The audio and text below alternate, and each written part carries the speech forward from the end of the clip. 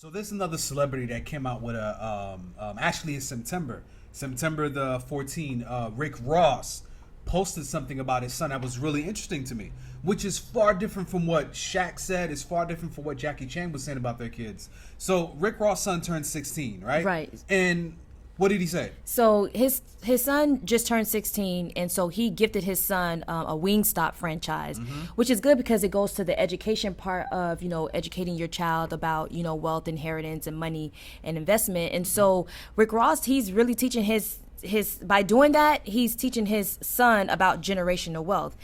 He stated that the reason why he bought his son the Wingstop is because, when his son was younger, Rick Ross used to go to the store and manage his storefront, by brooming, cleaning it up. And his son would always want to come with him. And so he's seen the maturity in his son, always wanted to come with him and interested about, the franchise. So he gifted his son He was the grooming Wingstop. them. Yeah. He was grooming them. And the thing that's crazy, he said that his son turned 16. His son is going to St. Thomas Aquinas, I believe that's in Broward County.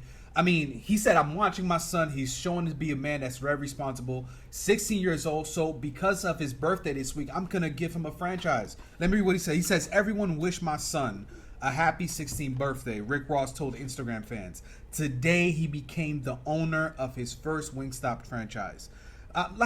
Just think about it. Just think about it. He says, Rick Ross says, you're now officially a boss. He says, keep going. It's a whole different mindset. It's a whole different ideology from what we heard Shaq said and what we heard Jackie Chan said. And like I said, this is no pun to them. This is no push to them. This is no disrespect.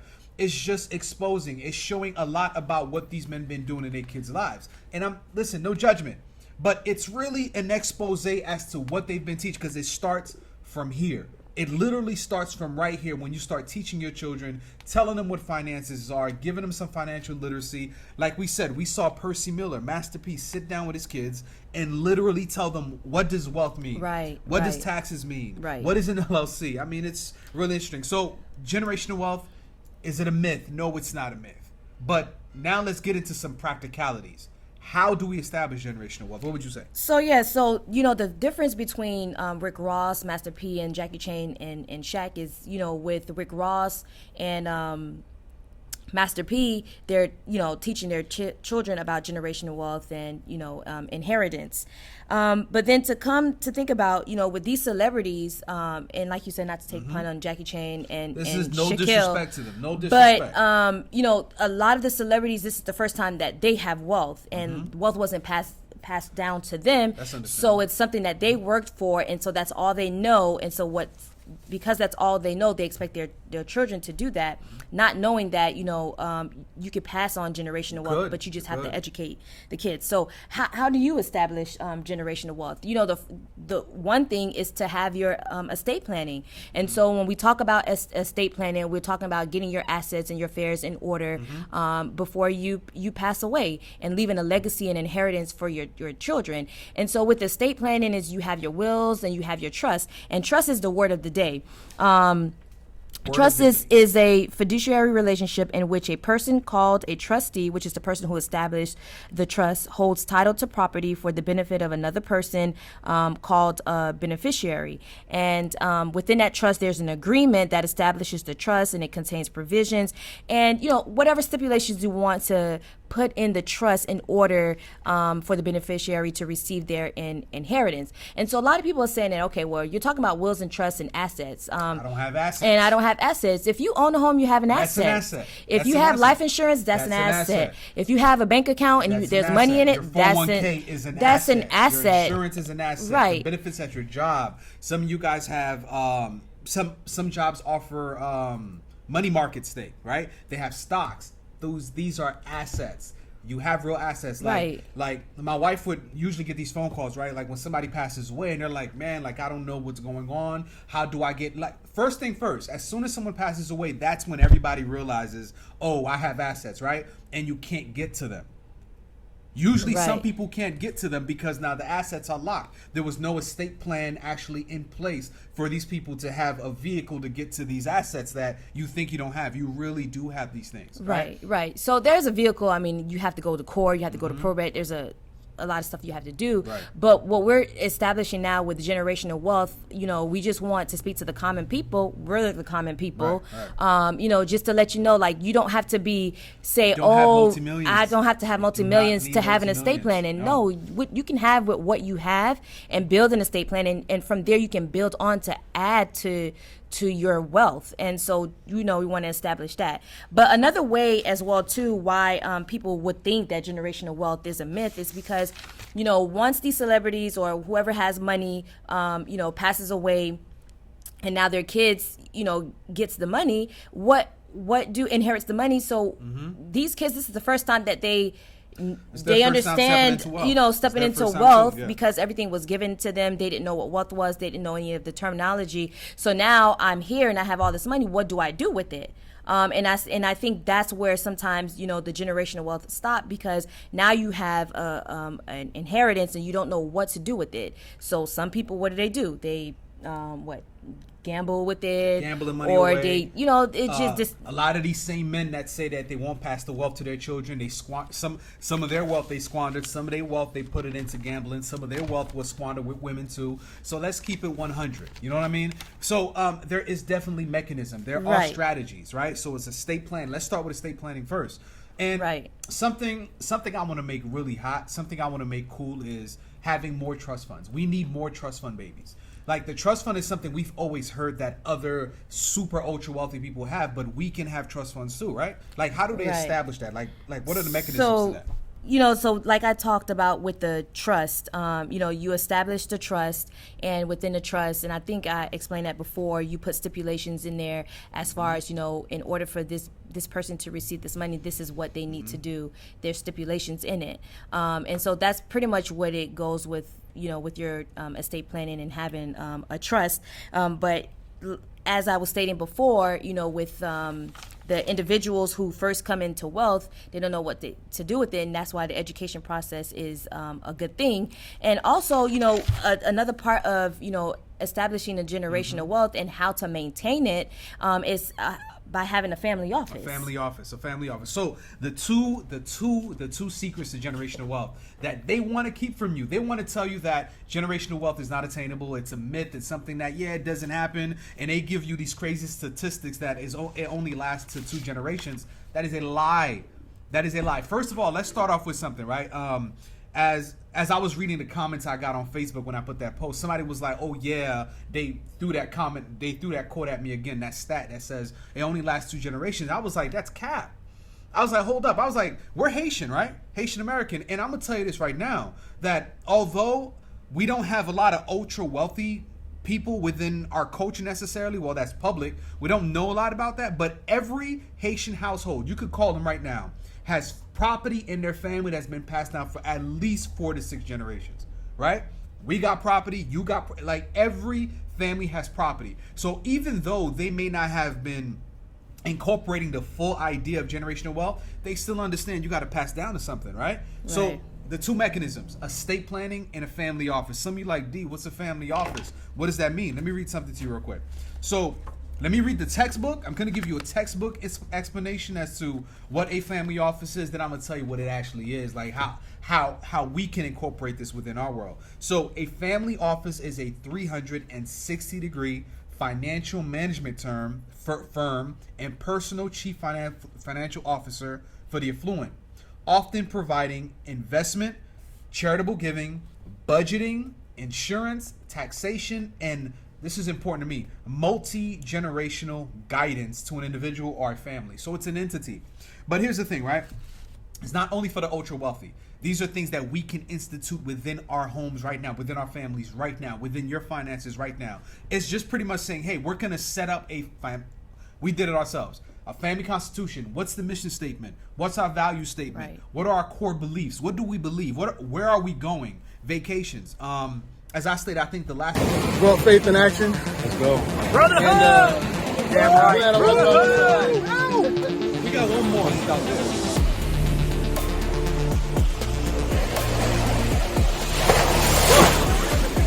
This is too much. This is too much.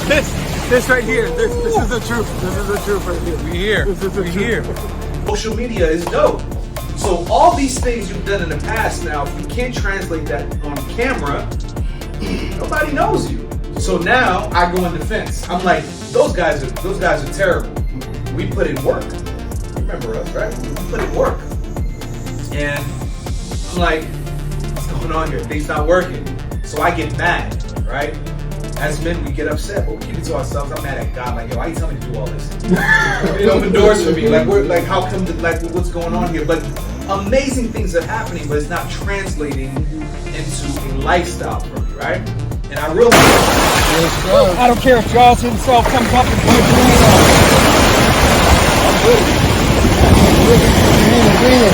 Yeah. Right. Hey, we don't know.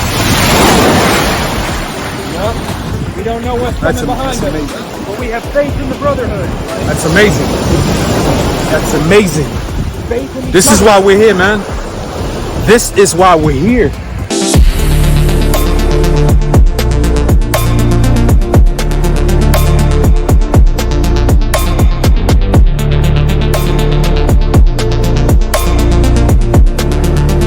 I spoke about that, how it's 10 years now for us, right? Right. Let me tell you something. Blue collar workers, there was a time we worked, all we did was work. All we did was just hustle and grind, and we didn't take a lot of times for our mental stability, to build a bridge for our marriage and grow our family. There's a lot of things we didn't do. So now we've incorporated, this is what we will do. This is the retreats we're going to have for ourselves as a married couple. Here's the retreats we're going to have for our children. In fact, within a family office, when it comes to the multi-generational guidance and training, they actually have meetings. There's scheduled family meetings where they sit down with their kids and say, hey, here's the family finances. This is what's going on right now. This is how much we have. Here's where we're going. Here's what we want the family to invest in. This is what all the ultra wealthy families have done, from the Rockefellers all the way down to the DuPonts, all the way down to who's the family that Anderson Cooper is a part of. Anderson Cooper is a part of a wealthy family as well. So another family that does this is called the Moulis. The Moulis is this, like, a lot of people don't know about the Moulis. The Moulis are probably, like, the best way to explain them, they're the Walmart family. They're the Walmart family of France. And this family is very secretive. Nobody knows who they are. They don't do interviews, but the amount of small detail they've given us, they let us know that for every baby that's born in that family, they have a family meeting. Everybody meets up. It's about like 200 of them. Everyone meets up. They say, how much money are we going to give to this baby? Okay? And they only hire from within. All the executive boards, you got to be an auntie, cousin, uncle. You got to be a brother. You have to have a direct bloodline from them just to be a part of this family executive board, just to be a part of the family businesses. So a family office is a constitution. I have an emblem. I made a family crest, right, with the 4 core values. My kids know, like, every little detail. We got a little ant at the bottom of our family crest. And if you ask my kids, what does that mean? They'll be like, oh yeah, that's from the book of Proverbs, where it says, consider the ant. He stores up. He stores up. And in due season, he reaps. He pays attention to what's going on. So these are the two mechanisms. These are the two strategies you have to implement. Without implementing these, there is no generational wealth. So generational wealth is a strategy. It's a real thing, right? So when it comes to estate planning, what else could you share with us about that? So as far as, the generational wealth, we all know, it's not a myth, but it does take work. So what you can start now, to build on generational wealth, you can start talking about, start preparing to leave a legacy for your children, your grandchildren. And certain things that you can do is just invest in the stock market. You can invest in real estate. You can build a business to pass down, take advantage of life insurance. You can also invest in your child's education.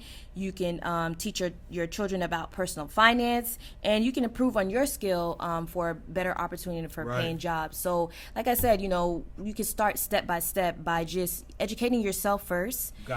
Build on these things and just add wealth to your asset. Just add wealth, and so you can pass down. And like I said, just because you're common people, you work, it's not hard to establish as well too. You just have to put in the work. And if you're really intentional about the actual generational wealth and getting to generational wealth, you can do some of those things to add wealth and pass it down to the generation. Because I'll tell you, for me personally, like, my wife will tell you, because I've known you for how many years? 15 years? Yeah. 15 years or more, right? So she'll tell you, like, I can't tell you the amount of growth. I cannot tell you the amount of skill sets I had to, because before you start teaching your kids, it got to start with you. Like, guys, I've always hated math. I've never been financially savvy. Like, my wife can expose me if she wants to. If you want to talk about that, you know, sooner or later, I'm trying to get her to talk about that more, just to let them know who I am. Because, like, we're not sitting here because we consider ourselves to know it all. And this is not that type of show. Like, we're telling you things we literally had to learn, because we had to learn this. We saw some really hard days. So for me, I've never considered myself financially savvy. I've never considered myself somebody who looked into finances and looked into economics. I hated that. I hated math. But when you are trying to get your family to the next level, right, and you're trying to create something for yourself and your family, it is required that you develop some new skill sets. There's no excuse. Like, come on. Like, there's people, if some people who knew me, who came up with me, knew that I have a dictionary of finance and investment terms, it's crazy. There's books I had to read. There's skill set I had to add to myself. And then once I learn these things, and then I pass it on to my wife, and my wife passes it on to me, then we pass it on to our children. So there is a skill set. There's skills you will need. You'll need skills. This is not a get-rich-quick thing. It takes a long time, right? It does. And it's just more of just educating yourself first. You know, you educate yourself, and then when you're educated, you start implementing, you can go ahead and just, you know, tell your kids about it. So, you know, like we said, generational wealth is, I don't believe it to be a myth, but it's just something that you know, you would have to work to maintain it. So definitely work to maintain it. And then when it comes to the educational part of the kids, make sure you set time aside to really sit down with them. And a lot of times, all right, so how we grew up was like this, right? Mom and dad took care of the bills. Like, I can't tell you how many times that they pulled me aside. It was like, hey, come see how we paying this light bill. Right. Come see how we paying this car note. This is how much the car note is. This is how much it is for rent, or this is how much it is for the mortgage. I can't tell you how many times my family, we ain't do that. The bills are something they took care of. They told us to go to school, learn, get your education, right, and get you a good paying job, which is, I don't know what that is today, right? Because what's the statistic? It says that the majority of the people in our society, and we're not talking about 9-to-5ers only, we're talking about professional, multi-degreed person, very educated and professionals, are one paycheck away, right, from poverty. One paycheck, which means, God forbid, somebody gets sick. God forbid you have a mental breakdown. It's tough times right now. Something happens. Right. That one stream of income, once that's removed, it changes the whole family. Right. It does. Right? So we're not going to give stock tips, of course, but we will be bringing people to talk about stocks. We will be bringing people to talk about taxes, because taxes is another very important thing too. The ultra wealthy, they look at their tax, they're very meticulous about their taxes, and we have to be as well. Their strategies, right? Right. Because the system was actually created for business owner. America was created to incentivize business owners, not the working class. The working class is taxed the highest. Actually, when you own a business, you pay less taxes. But I'll bring in people for that. But yeah, heavy education. And there's something else. My wife just brought something else to me. When I heard what Shaq was doing, and what I heard what Jackie Chan was doing, when I heard all these crazy things going on in the culture, how these ultra wealthy celebrities who touched, I mean, some of these artists, they made music that touched our very souls. They made movies that touched our souls. And you mean to tell me that they made millions? They toured the whole world. They saw parts of the earth that we probably won't get to see. And then now when they pass, now when something happens, they're either not going to pass the money to their children, or they pass away and there's nothing, everything was squandered. It reminds me of a scripture that I live by. In Proverbs 13:22, it says, a good man leaves an inheritance for his children and his children's children, but a sinner's wealth is stored up for the righteous. You got to understand, it says a righteous, it says a smart, it says a great man, a powerful man leaves an inheritance for his generation and generations, children's children. What does that mean? It doesn't say, yeah, but if they act up, don't leave it for them. Right. It doesn't say, yeah, but you know, if they having some issues, if they go to jail, like Jackie Chan's son, who spent like a few months in jail for like 3 ounces of marijuana. Like, Like, it doesn't say, yeah, if they mess up, don't give it to them. No, that is their wealth. Right. The scriptures speak about these things. The scripture actually says, do not love money. It tells you don't serve money, but you got to go out there and get it. It also says that it is not good to store up wealth for yourself. Wealth is not just for us, right? Right. It's not just for us. It's not just about money either. But yeah, this is very important, and this is something we need to hone in and press down on, because no more talks of this generational wealth is a myth. It's not a myth. This is something the system wants you to believe. Up there, they want you to believe that generational wealth is passé, right? It's not Right, real. It's right. just a blanket statement. But we're in an age of wealth and business owners. Right. Everybody got a business. Everybody's awakened. Everybody's woke. Okay. Everybody's woke, and everybody's talking about generational wealth. So this is it. Everyone's right? talking about generational wealth, but nobody's showing you what the strategies are. And our part in this podcast world, in this content world, is to show people how do you establish true generational wealth. And you don't have to be ultra rich. You don't have to be ultra wealthy, because believe it or not, no matter what job you have, I don't care if you work in fast food, you have something to pass on. Right. Right. And it doesn't have to be much. I'm not sure if I stated it earlier. Just like with Master P, his grandfather left him $10,000. What a story. His grandfather didn't leave him $1 million, $2 million, $3 million, but left him $10,000. And so he was able to get that $10,000, inherit that $10,000, and establish, his empire, which is worth like about $250 million.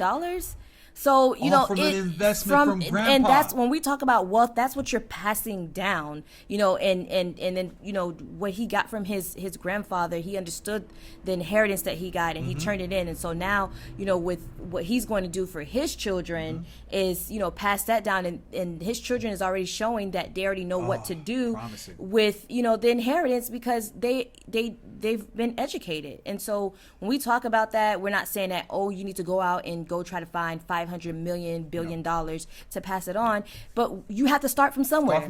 Let it be you.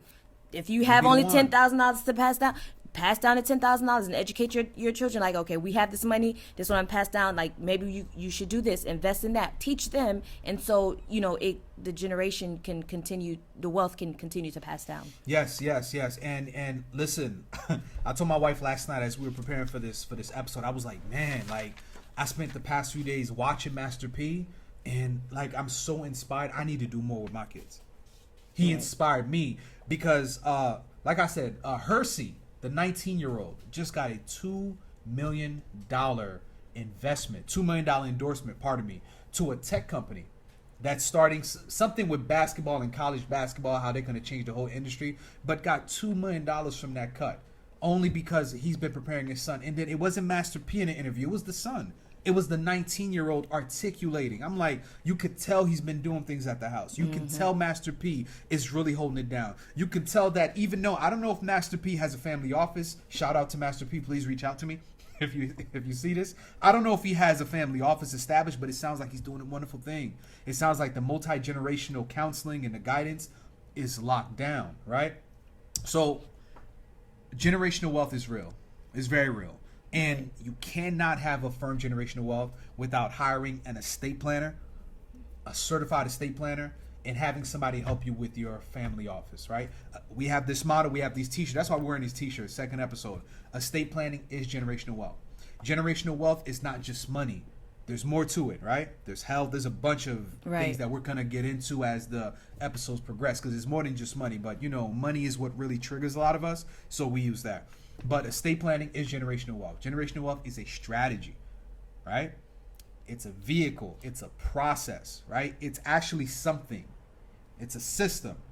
In estate planning, in its family offices. Like, there's no other way. If you're not doing that, I don't care if you make $100 million a year, that's going to be squandered. This is where we get the statistics that second generation, the money's gone. It's gone. This is why we see the Jackie Chan saying, nah, my son messed up, I'm not giving him the money. This is where we see Shaq and his 6 kids like, nah, it's my wealth, not your wealth, which is foolish to me. It's foolish, okay? Because Master P is not saying that. Rick Ross, 16 years old, is passing on the franchise to his son. Right. Is not saying that. So we need to get real smart. We need to get smart with our money. So Thank you.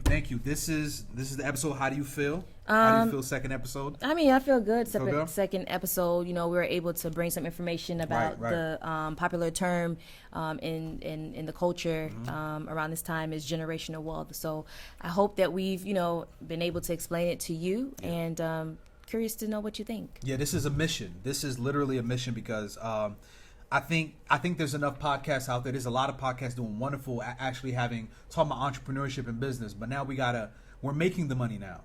How do we keep it? Right. And let me tell you, that's actually the real. When you talk about high level business, it's one, making money. Number two is keeping money. it. Right. It's not about how much you made. It's how much you kept. All these people are talking about millions of dollars, but I want to see after taxes how much you made. Right. I posted something on Instagram last night. Something terrible happened to, well, not really terrible, but T-Pain.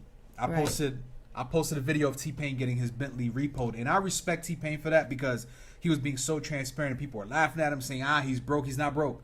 He's not broke. Whenever you hear tax issues, just like when they laughed at 50 Cent, because he filed for bankruptcy, bankruptcy is actually a wealth strategy. More of that later. But T-Pain was getting his Bentley repoed, and the guy was looking really sad, and I put a post up. I really respect him, but the reason why that happened is because he was not managing his own financial life. So what happens is he hired a CPA or some wealth management firm, and they didn't pay the bills on the car. But the guy's very wealthy. So we're going to talk about all these things because we're seeing the mistakes in the culture. Let's not make the mistakes in our home. Right. Okay? And just because you make $50,000 a year, $40,000 a year doesn't mean that you don't have things to pass on. Right. So yeah, join us the next episode. You did good. All right. You did good. Yep. So I guess we're good. So we've Appreciate answered that question. Generational wealth is not a myth. It's not a myth. See you next Not at all. episode. All right. Peace.